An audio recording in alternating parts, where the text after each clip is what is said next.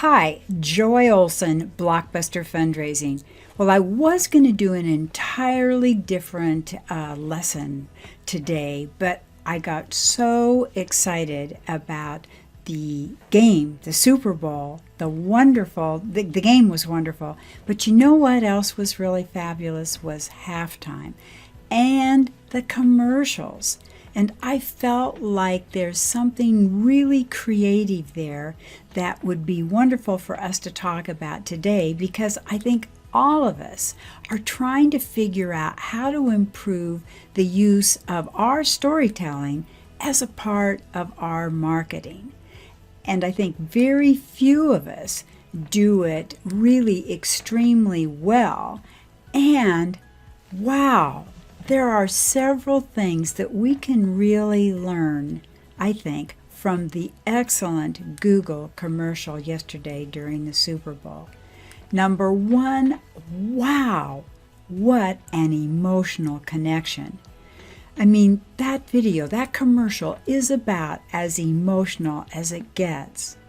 And it provides us a chance to experience a variety of emotions without the risk of those emotions themselves.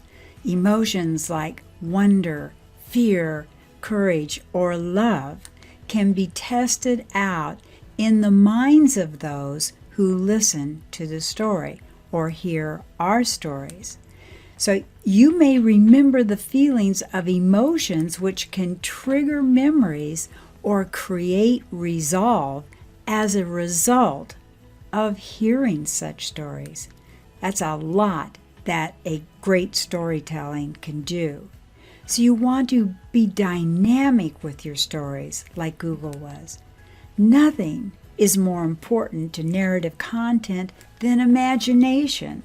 So give vivid descriptions and use emotional hooks and humor to get people fully engaged. And that commercial, that story definitely engaged us, didn't it? You want to be creative, not only with words and images, but also with the methods that you use to convey them, like the music as well as the messages.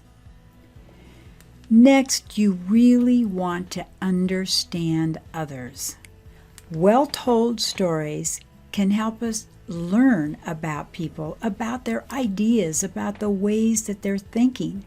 They can provide opportunities, build their stories on forces.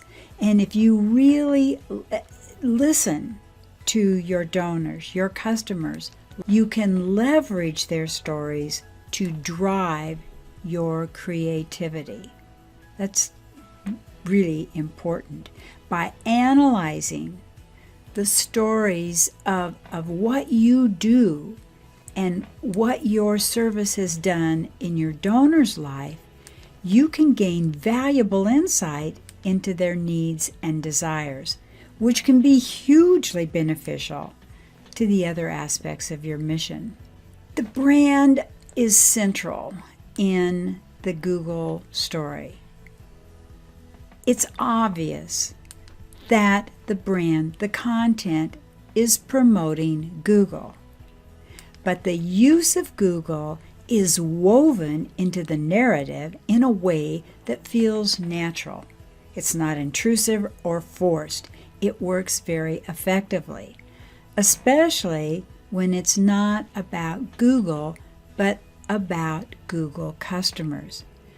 So when you're telling the story, remember, it's never about you, but it's about those that you serve and your donors and how they are using your service to make their lives better.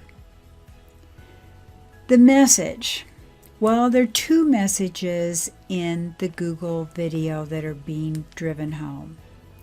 The first is that the work Google does is making a difference. It's making the world a better place. It's making this man happy. so much happier and comfortable remembering and thinking about his wife. And then it just made us feel good. And he said, come on, boy. You knew he was on his way outside with his dog, that he still had not only his happy memories, but a companion.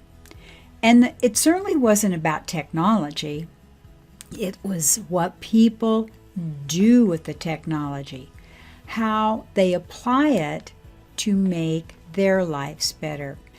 The message in this commercial, in this video, that is certainly driven home by Google is that the work Google does is making a difference. It's making the world a better place. It's making people happier. But it's not about the technology. It's about what people do with the technology, how they apply it to solve their problems. And that's what you want to do. It's not about you. It's about how what you do is solving problems that your donors want to help solve. Let's take a deeper dive into emotional storytelling. Well, have you ever been drawn into the time and place of what was happening, felt the emotions of the people there, and resonated with the why and the how of the purpose and the reason behind those human beings? Well, with stories, we can put ourselves in those shoes. We can connect with their background and their feelings, and we can ask ourselves, well, what would we do? How would we feel in the same situation? The emotions we feel connect us with the story, and those feelings may prompt us to act or behave differently, more nobly, more resourcefully, more efficiently, because of the way our emotions respond to the actions of someone else. Well, we've been using storytelling to teach for thousands of years because storytelling gives us the power to evoke strong emotions. Stories compel people to take action for reasons bigger than they otherwise would have felt. So that's important for us. And of course, at every turn, we're flooded with stories. You scroll through your social media, you browse the web, drive down the streets, or just walk through the mall. There's dozens of brands telling us their stories, with countless others striving to do the same with a distinct voice and message. We have to remember one crucial characteristic when we approach storytelling. And you know what that is? It's empathy. Of course, empathy is a noun. It's the ability to understand and share the feelings of another. And chances are, we've all heard this before, though it's become a buzzword within the marketing and advertising spheres. Empathy goes beyond a mere writing trend. It's the idea that getting down to the heart of what your donor thinks and feels and wants is of dire importance. It's not just good strategy. Empathy forces us to consider people, not profit, first. Well, why empathy in your writing, your content matters? Empathy in writing matters because we live in a really impersonal world. I mean, it's impersonal online. We're bombarded with stories, but we have to let people know that they're valuable and understood. Any other product, service, or brand out there can tell you all about what they offer and urge someone to donate to and to support. But putting ourselves in someone else's shoes and considering the value that your organization can add to their life offers a more relatable conversation It puts the audience first. It puts your donors first.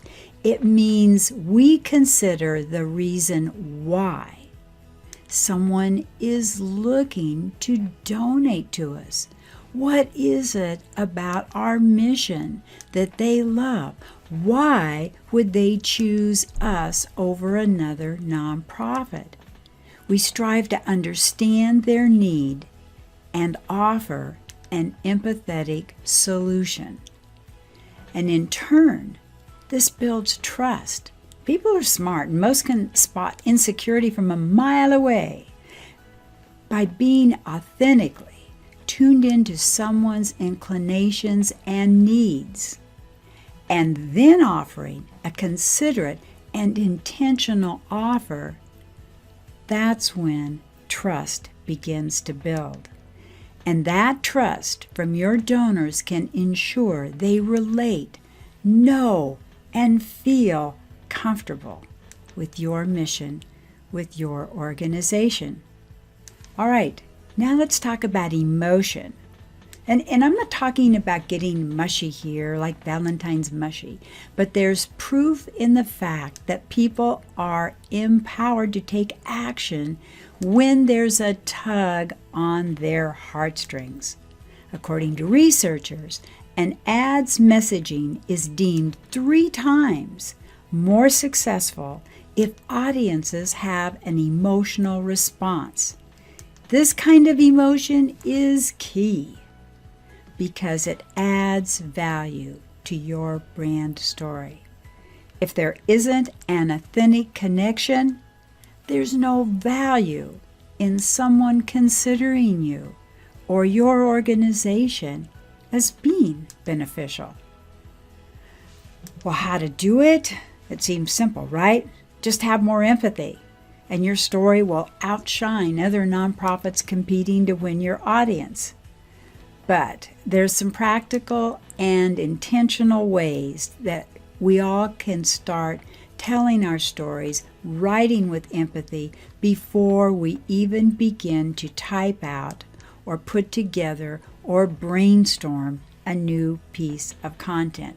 And number one thing we can do is know your audience. Understand your audience. First things first, get to know them. Get that database out. Research your information and segment.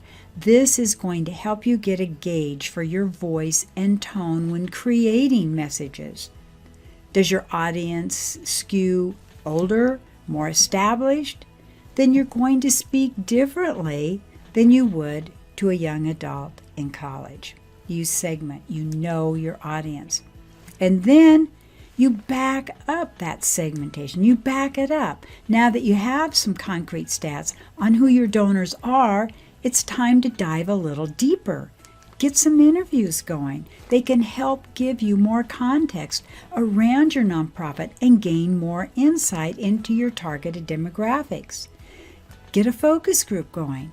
They can also give you kind of a test run to see how people who closely reflect your donors take in your approach. You'll also hear honest feedback on what they felt when encountering your message and content. And last but not least, when you're writing your content and putting it all together, write and think like a friend. When you sit down to write, or you're reviewing other people's writing that's going to go into your content, don't use jargon. Don't use nonprofit jargon. Don't use huge words.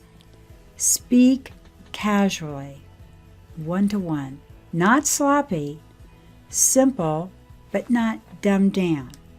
When we know who our donors are and what they need, we can be that friend who can offer a heartfelt solution that skips over flashy features and hands over real and effective benefits.